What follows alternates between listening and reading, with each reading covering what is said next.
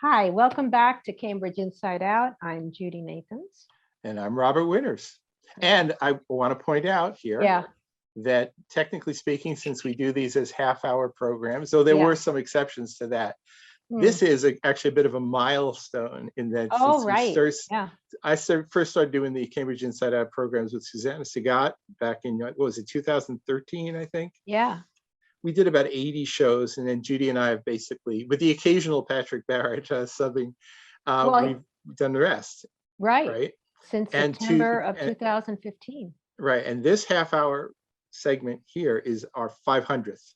So Woo! yay, bells and whistles, God. set off the balloons. Yeah. Yeah, So that's amazing. anyway, yeah, I think when we were originally asked to do that, it was a lead up to the 2013 municipal election, and we were expected to do 8 programs. And we just kept doing them. Really? Yeah, we just kept doing them. So we did, I think, originally 8. Well, it was 8 weeks maybe, so You're talking about 16 half with hours. Susanna. Yeah, yeah. So we ended up doing, I believe, 80 programs, or 80 or Mhm. 82, something like that, before you so graciously stepped in. Yeah. Well, she stepped out. So, And she stepped out too. and Yes, yes. actually, wasn't there like a lag time there, like a year? Yeah, there or was about a something? year when Yeah. we Yeah. didn't actually do it, but then there are a lot of people saying, Yeah. you really ought to do that again. You really ought to do Yeah. that again. So we did, and it's been kind Oh of fun. boy. So Yeah. I must So say, anyway. I don't mind this format in the sense of going to the studio. I mean, for something like this, it seems appropriate, but hey. Yeah, in the future, I kind of hope we do a little bit of a mix, studio, and then a few, ones we can Well, what can generate we do in a our own. studio that we can't do here? It's not like we use a second camera or anything. I don't know. Yeah, I know. I don't know. It'd be kind of cool. You just like to be able to go somewhere, right? Yeah, it's sort of, I yeah. want to be part of the return to normalcy. Okay, I see that. Yeah. And even if it's not as a weekly thing, we also used to do it every week, by the way. That's true. I wouldn't Yeah. mind not doing it weekly, but Well, then yeah. we could do some separately recorded ones. You always say that, yeah. I but know, we'll I know. see. No, I think we know how to do Well, that, you yeah. need to do something about proportional representation, because that's, Yeah, actually, that's one of the things. you keep especially saying you'll do a special, and that is Yeah. probably important. Yeah. It's a municipal election year, and one of the things that I could do, and I really think it would be helpful to people, Yeah. is to sort of give like the ultimate intro, not just to how does it work, because there's a lot of ways we've done it. It's been done Right. before, but you can Right. always do it better. But actually, to really get down to the nitty gritty of the tabulation software, how the ballot data works, and all of that stuff. There's a lot of technical people around who know that it gets done, but they don't really know the intricacies of it. And I'd like to actually show some of the intricacies of it. Even if it's just one time for the handful of people who care. I just Yeah. think it would be a good thing. So anyway, we're talking about a few things in the last half hour. I wanted to just sort of piggyback on a couple of them. One of the things we talked about was the city's boards and commissions, right? And I just want to mention that here because from a point of view of democracy and democratic input, I think city boards and commissions are actually an excellent opportunity for the city to actually get actual public involvement, right? Not just the 120 seconds, read your little speech at public comment before the city council meeting with no opportunity for back and forth at all, right? So I really do think that if you really want to have public involvement in processes, that utilizing the vehicle of boards and commissions with some give and take and a somewhat more informal setting is a really good way to do that. And I'll say, since I've been on the Central Square Advisory Committee, sometimes, we hear from people from the public. We don't get enough people from the public, but when we do, I hear voices that I didn't hear before, and it actually is helpful, and it doesn't really work so well in a city council environment to be basically dealing with kind of nitty gritties about Central Square stuff on a Monday night city council meeting, So I think we don't use these boards nearly as well as we could, and I know, the city council gets itself worked up about whether there's appropriate representation. I think it's a completely appropriate discussion to try and get these boards to be as representative as possible. but also just to have them function, period, and, keep the diversity as a good goal and work ever toward it, but just get them working better too. I think it'll be helpful, so anyway, that's just a point I wanted to make about it. And I'm going to say another thing too about the city boards and commissions, and I might actually want to do a little screen share to do Sure, this. go ahead. Here, if I'm I can. tired of looking at my face. All right. So when I was, I get behind sometimes. I like to keep track of city council orders, committee meetings, and appointments to various city boards and commissions. And part of the reason why I do that is that when I would look around on the city site, I couldn't even find out who was on the city's boards and commissions. So I started making my own webpage that actually had the names of everybody on it. They're there, but the website, I'm sorry, it's not a good website. Well, I was going to say about that. Yeah. So after I started doing it, then the city went, they'd had a little uh-oh moment, and then they started putting it together there too. And it's sometimes right. And I think for certain boards, you actually look in the representation, they go, that's accurate. And a lot of them are woefully really dated. Exactly. They're just wrong a lot of the time. So, so what I was going to do here, again, we won't stay with this super long here, but I want to just sort of point out here. So I put together this list here of boards and commissions some years ago, and I was just updating it the other day. And it's, so all right, so I put it together in my own formatted way, and I put the date when I last updated it, because I can't say, I have other things to worry about in my life. But the thing is that I do try to sort of pretty exhaustively determine this. I even keep a record down, way down, further down of former members you have. Well, also even former boards that I see. were around for a while, just so people get a sense about actually who actually has been actively involved in a lot of these efforts. Wow, that's now, the city amazing. put together their own board. It always takes a long while to load, so we'll deal with that. Yeah. But I was looking at that, and I know that they had the Affordable Housing Trust Board, but I was looking the other day even at the who's currently, because there were two appointments made to the city's Community Preservation Act Committee. Okay. I said, I'll just go looking through here, and then I'll find that, who's on the Community Preservation Act Committee. Yeah, I couldn't find it. And here it is. Oh, it is. Now, there are 9 people on the Community Preservation Act Committee. And in fact, when you actually look at this, there's only 6. So, and it says there are 5 in total when I know there are 9, and it says no vacancies when I know there are 4 vacancies. Aren't 2 staff? I don't know about the other ones. I mean, Owen and David Kale, right? Right. So this thing is, they were just appointed. So Mary Flynn and Owen O'Riordan were put there, but there were other people who were, who apparently are no longer on it, but there was no notification. But it says positions 5 in total, 5 occupied. So right, but there were actually 9. There are 9 positions, 4 vacant. Well, because the description says includes 9 members. That's really right. And so in other words, it's wrong, right? Yeah. I mean, even in the one that where I serve on, in the Central Square Advisory Committee. Yeah. Right. We're actually almost, I think we're actually up to date now in terms of the membership, but Drew is the staff person, is listed as the chair. He's not the chair. Right. The chair is Melissa Green. Okay. And it says if you have some more information, you can contact, let's see, is it Wendell Joseph? Wendell Joseph has worked in the Community Development Department for a year or more. I know. So they need to get their So again, I'm not trying to be sort of super critical about this, but the thing is that if you really do say, I mean, remember there was a late order, I think it was the April 5th City Council meeting. By Denise Simmons about the neighborhood groups. Yeah. We go look at neighborhood groups, and they were woefully out of date. And some of them don't even exist anymore. And it's true. Right. Yeah. And I say, so they said, it's time for you to update that. So here's my suggestion. While you're at it, do all the boards. How about you really do a comprehensive look at the boards and commissions? Absolutely. Make sure they're really up to date. Important because people want to, and also make it easier to find. But then, make it easier to find. Yeah. But certainly keep it up to date. One of the things that I really feel that since every even advisory committees will have staff, and those staff are part of city departments, it ought to Yeah. be mandatory that those departments keep these current. Yeah. You know, you have to have your membership of the citizen involved committees current, you know, and if you don't, you get in trouble.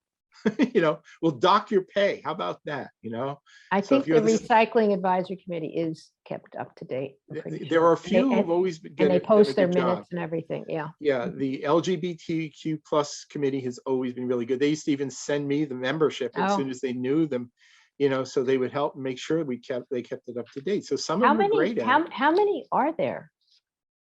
There's a bunch of them, but you know, there are Some are other ones. advisory, some are commissions, some are There's boards. So they're all different and there's some of structures, them that are right? effectively, for years and years, it would say there was the traffic board, but and then they made no appointments to the traffic board, and I then see. they Yeah. quietly lobbied the state legislature to just get rid of it in the dead of night, you know. So it's like, come on, you know, if you say, you know, if you're into transparency and public process, you know, live up to that standard, will Are you? you saying some are the state requires or you can't? No, the thing is, the traffic board was Oh, that's a actually different thing. Okay, established, I see. you know, through the legislature, I Okay. think that way. And then they just, I think the head of traffic and parking, the previous head of traffic and parking, found it to be inconvenient to actually have to have a citizen board to question the decisions that were being made by the department head. So she just got rid of it, you know, and it was like, come on, that's not right. It just is not right to do that. So, you know, we talk a good game in Cambridge about, you know, public process and transparency, but, you know, we fail in the execution in 100 ways. We really do, you know. And again, in the issue of remote participation, which was a subject of city council orders in the last couple of meetings, you know, they talk about we're going to make remote participation permanent. I think that's not a bad idea. But the thing is that if you really believe in having public involvement, you've got to do better than just giving people 120 seconds in a Zoom session before a council meeting. That's not a hell of a lot of participation, in my view. 120 seconds? 2 minutes. Yeah, Oh, well, it depends. If it's less than 30, it's 3 minutes. But well, yeah. all right, so you get 180 seconds to basically make your speech, right? But, Yeah, there's no back and forth, you know?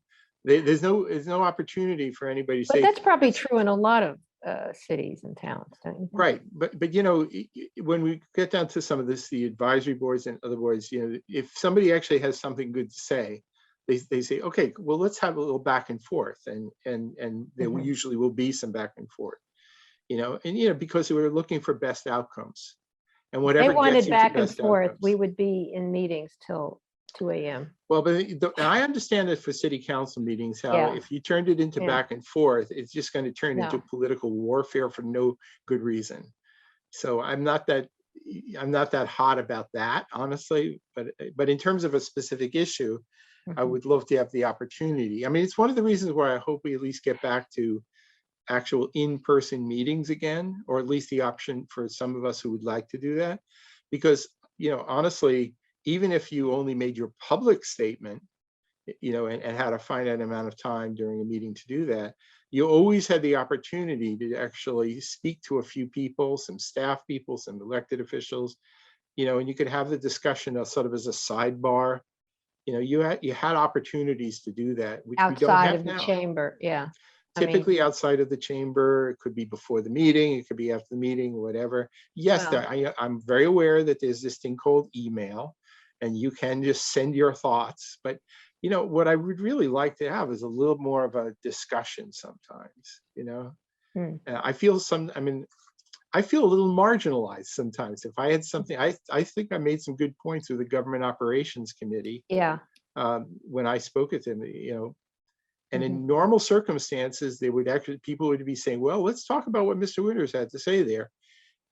Not now.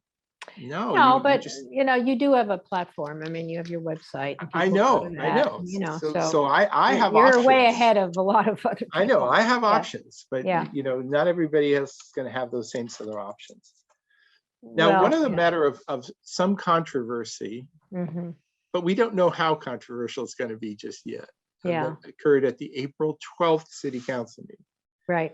There was a City Council order basically putting into words something some other councilors have argued in favor of for, I've heard it many times over, which is the idea that they want to have their own separate legal counsel.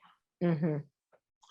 You know, and I'll be very clear. I think it's a terrible idea, but and I can even speak to why I think it would be a terrible idea. But I can understand the frustration that city councilors may feel if they have the city solicitor, speaking as the lawyer for the city, comes back with a response, oftentimes very delayed, which is a problem. Well, I think that's part of a big part of it, is that it's not as quick as they would want it because they're busy, and then it's not what they want to hear, which is the other issue. Yeah. Well, and also I think sometimes the manager and maybe the city solicitor will put certain of these requests on the back burner because there are other matters that are more you know, maybe important. more pressing, you know, and that's understandable. I get that, you know, but you know, I try and think it through.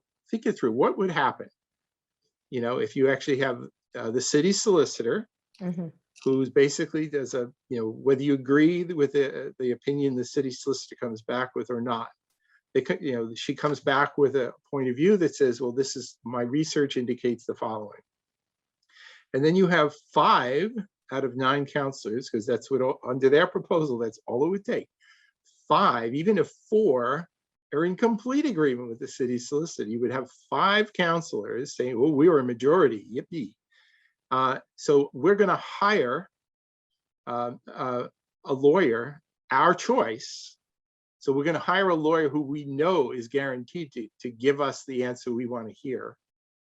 And then you've got a little bit of a battle where now the city solicitors on the one hand is saying, well, this is the city's point of view. But when you say, you mean it's ad hoc, it's like they'll given a budget and then they decide each time to hire a lawyer they want, or do they have a lawyer on retainer?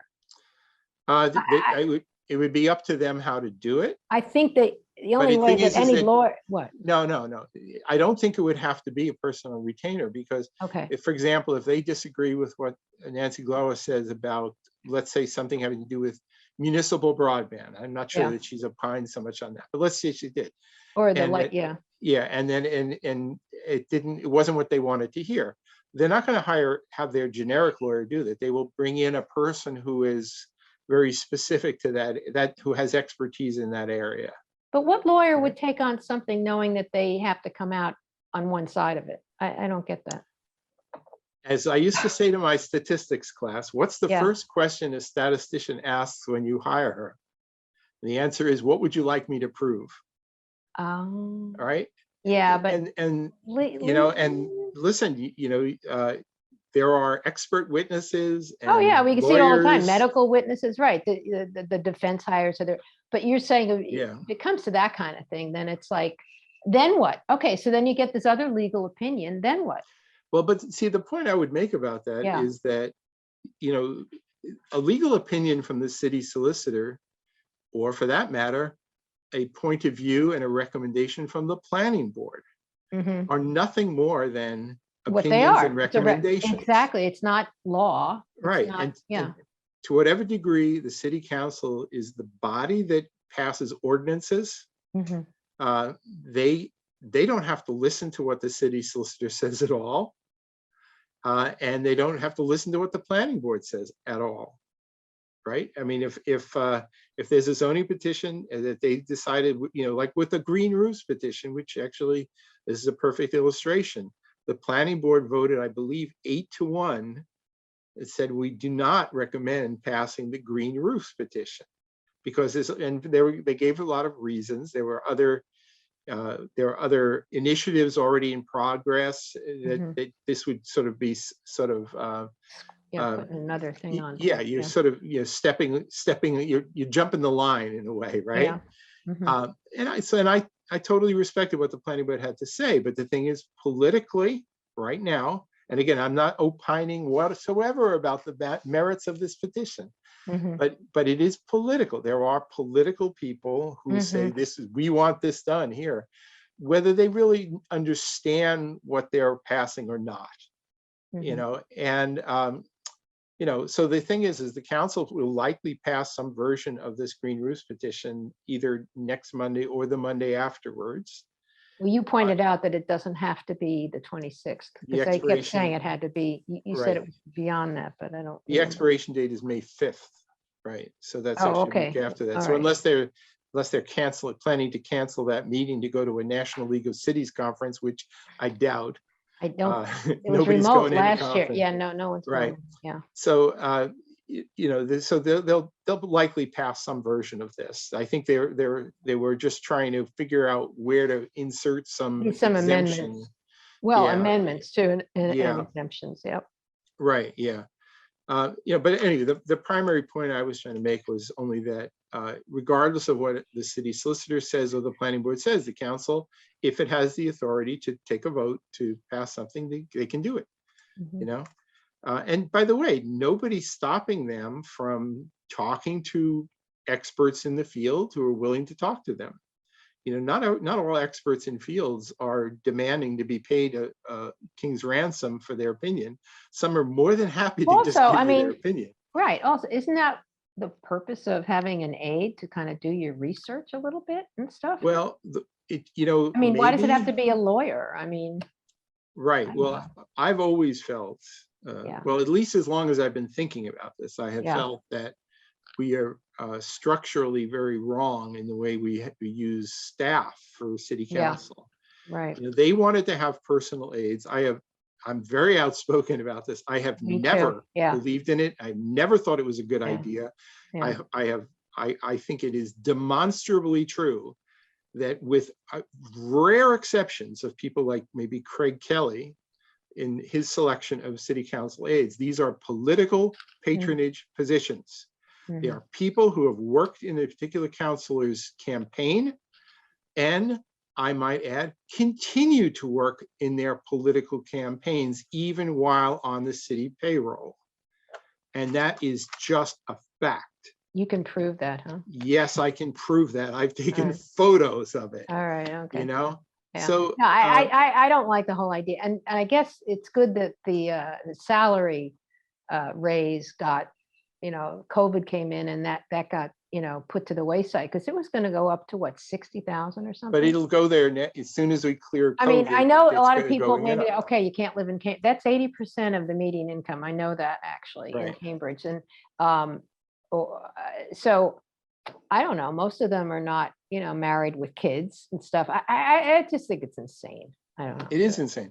But, there is, and I've never questioned the need for adequate staff for Mhm. the work that city council does. Yeah, they should be. But I've always felt, or a very long time felt, that if you have city council committees, you should have staff for the committees. You I might have agree. one person who's staff for two committees, depending on the actual needs. Some And they don't committees, for have any example, they don't have any political allegiance necessarily to they shouldn't counselor, either, but it should be to the issue that the to committee the is issues and dealing with. the Yeah, appropriate expertise. right.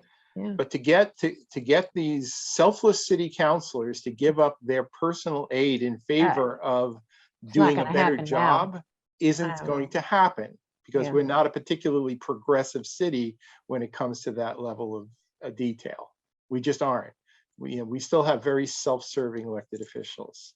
Mm. You know, I think what offends me the most is actually when I see the very specific political organizing going on involving, city staff working for city councilors for their political interests. It offends me a lot. Mm. So, we're paying for it.